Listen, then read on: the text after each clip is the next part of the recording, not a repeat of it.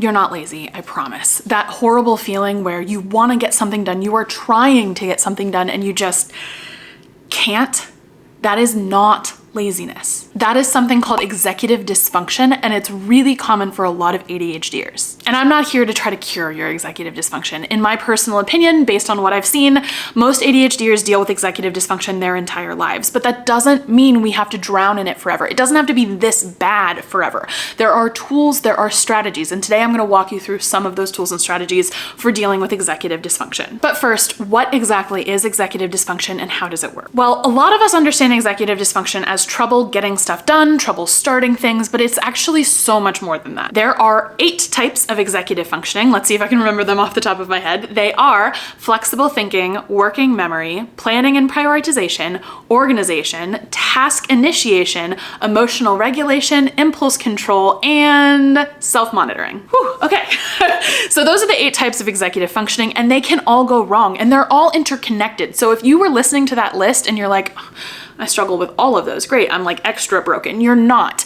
They're all interconnected, so if you struggle with one, you are more likely to struggle with others. So what are some of the signs of executive dysfunction? Today I'm gonna walk you through 3 signs that you might be dealing with executive dysfunction, and then we'll go through some of the tools you can use to cope with it. Sign number 1 is what I already stated. You are trying to do the thing, you want to do the thing, and you just cannot do it. This is supremely different from laziness. Personally, I'm in the camp of people who believe that laziness doesn't even exist, but if it did, you would be having a good time. Laziness, if it's even a thing, is when you're not doing something because you don't wanna, you don't feel like it. There's no anxiety there. And if you're thinking, no, Megan, that can't be true because I'm lazy all the time, but it always comes with anxiety.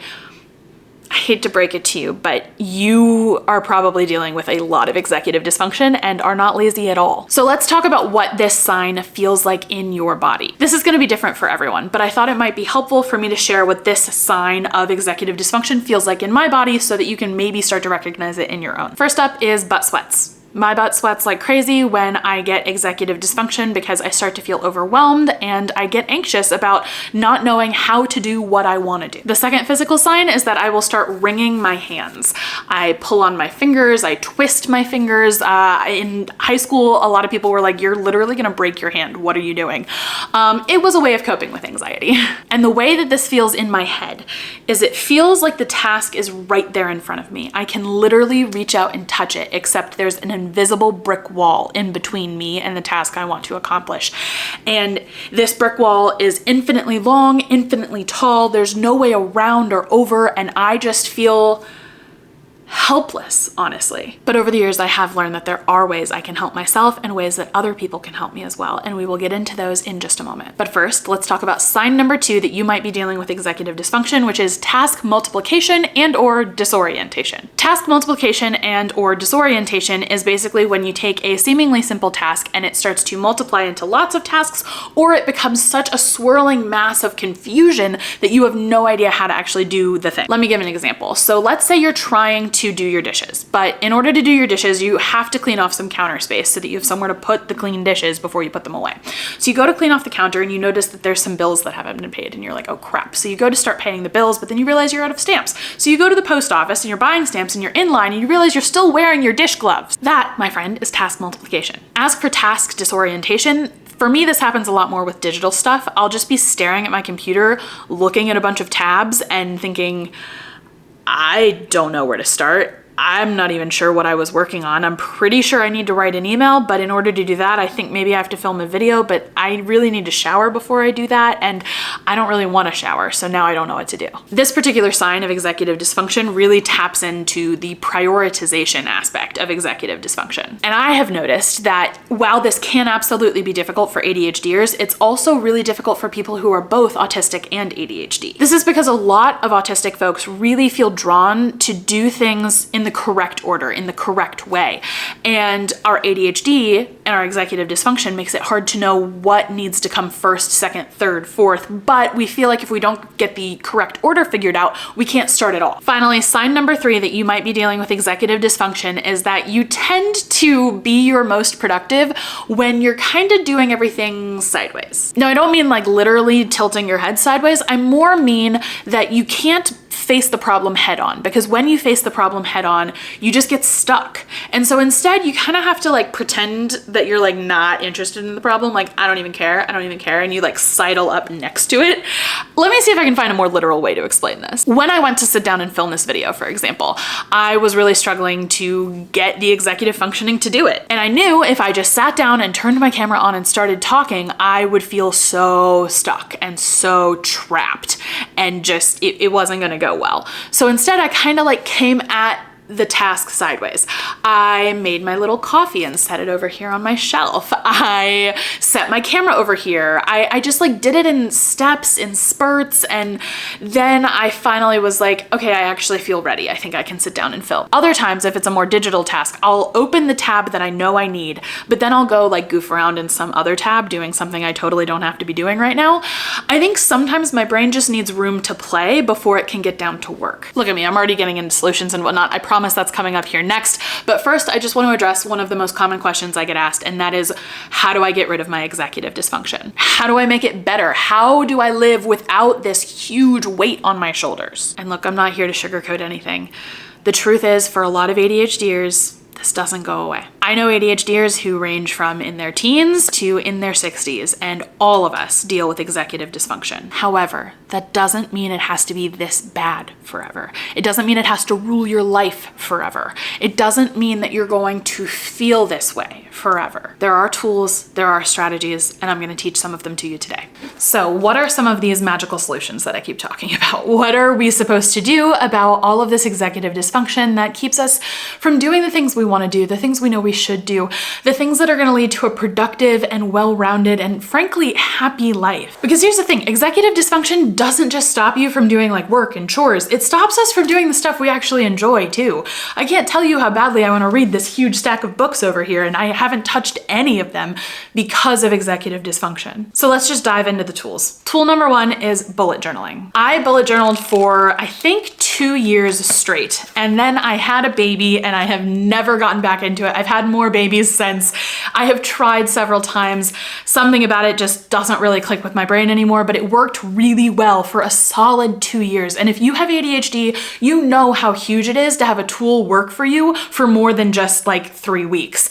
2 years I got out of this tool, so please take it seriously. So what is bullet journaling exactly? It's basically a journal you design yourself that allows you to keep all of your to-do lists, all of your thoughts, all of your brain dumps in one spot. You can do weekly planning, monthly planning, yearly planning. You can have a mood tracker, a habit tracker, and literally so much more. So let me go ahead and show you some of my favorite layouts that I did in my bullet journal, plus some of the more unaesthetic ones, just so you know they don't all have to be pretty. This was a week in my life that I did that was super cutesy, lots of flowers, lots of circles, really liked that one. Here's a habit tracker that I made to track a bunch of different habits. Here's my signature mood tracking wheel, which allows me to track more than one mood in a day, which I think is just really helpful for those of us who are kind of moody. Here is a list of Christmas gift ideas, both for myself and for people in my life. We've got a gratitude list. And then here are some of my less aesthetically pleasing layouts, because let's face it, some weeks you just don't have the time. Here was a couple of days in my life that I just needed to get some stuff down on paper. And here's a super basic trigger log where I could keep track of my trauma triggers. And here's a monthly preview where I usually did something super cutesy, but this time I literally just wrote a list of what my goals were. Personally, I found the pen and paper of bullet journaling to be really, really cathartic and helpful.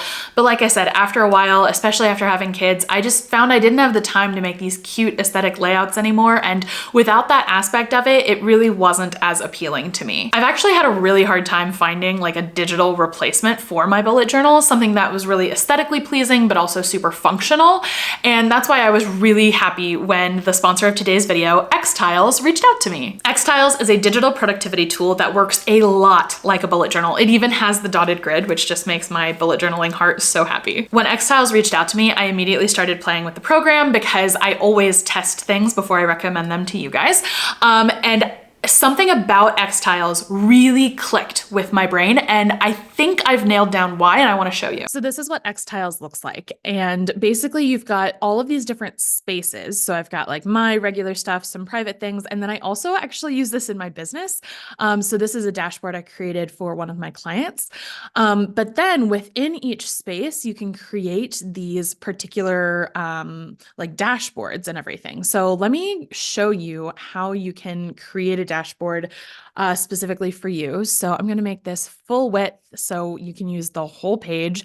And let's say I really want to be like productive and I want to start my productivity with just like an image of coffee, because for me, coffee is productivity, right? So boom, like it's right there. You can also add video if you go over to more and click here. Let's say I wanted to include my favorite lo-fi account, which is this Lo-Fi Study Corner. Love them. So we're going to go ahead and grab this link and we're going to put it right here, embed. And look, you can have your favorite lo-fi music in your X-Tiles, which is like very cool to me. And that way you can play your favorite lo-fi music while you're being productive. And to me, that's just really, really cool. Now, something else you can do is you can drag and drop all of this. So like, let's say I don't want it there. I want it like underneath the coffee, or let's say I want it a little smaller. We can do that. Like, that's totally fine. And then you can also create these like text labels. So let's say I want to say Megan's productivity space, right? Then I can play with the style by clicking this little paintbrush. So I can make the words nice and big. I can even add like a little icon if I want maybe a light bulb here. There we go. So there's my little label. And then maybe I want to create just this great big table of to-dos, right? So here, what I can do is say like task, and we can make that just a text. But then here we can say date due, and I can switch this to date, right? And then maybe importance. And what we can do there is do like a select where we can have like very important versus like kinda important. And we can change these colors as well. So like maybe I'll make kind of important orange, we'll make very important red, and then meh. And we'll make that one green. Because that's the ones that are just like less, not super vital. Then over here in the task column, I can write film YouTube video. And that, let's see, we'll give it a due date of the 22nd. And importance, very important. Ta-da! And you can just make really neat stuff like this. Something else that I really love about X-Tiles is the way that their tasks work. So like, let's say I just wanted a brain dump area. So by the way, I can like color coordinate these, which I think is cool. So like you can have these different colors at the top. So I can go with like my brand colors or just aesthetics, whatever feels right for me. So we're going to do this, brain dump. And then something cool you can do is if you hit the little backslash, it brings up all your options, which I think is just like a really neat little shortcut. Then if you hit task, here, this is really cool. I'm very excited to show you this. So film YouTube video. What else do we need to do today? Film reel, podcast interview, and YouTube live. So those are some of the things I need to do today. What you can do is you see these little calendars over here. You can assign a due date. So all of this is happening today. So we'll just put September 20th for all of this. There we go. Okay. Here's the cool thing. If you go up here, so you see how these icons are kind of always here. This is your notifications. This is your calendar. This is your tasks. Okay. Tasks, these are all of my tasks, not just from this window, but from literally all of these. All of my tasks go into one form. Like, I don't know of any other productivity tool that does this, and it blows my mind. This is something that seems so simple, straightforward, and obvious, but I literally don't know of any other platform that does this, and it's so nice. The other cool thing is it also gets uploaded into a calendar, and if you pay for premium, you can upload your Google Calendar into here as well, which is super cool. I personally use the free version.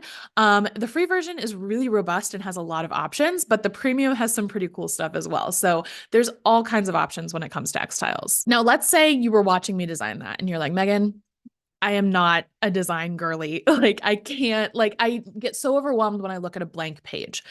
That is where I really recommend up here. X Tiles has tons of templates. So they even have ones that are specifically for like ADHD. So look at this. You have time blocking, daily priorities, a beautiful matcha. You can track like your energy levels by changing the size of the tile. Like that is so brilliant and cool and something I wouldn't have thought of. So you can just get ideas from templates too. I do that all the time. If we explore a bunch of the other templates, it's not just productivity that X Tiles can be used for. Something I really love is that they also have like a vision board one. So let me search for that because I know it's in here. Here we go. So you can create like a beautiful vision board that is just like greets you for your X Tiles. And like, how cool is that? Or let's say you want to use it for work like me. There's tons of stuff on here for using it for a business.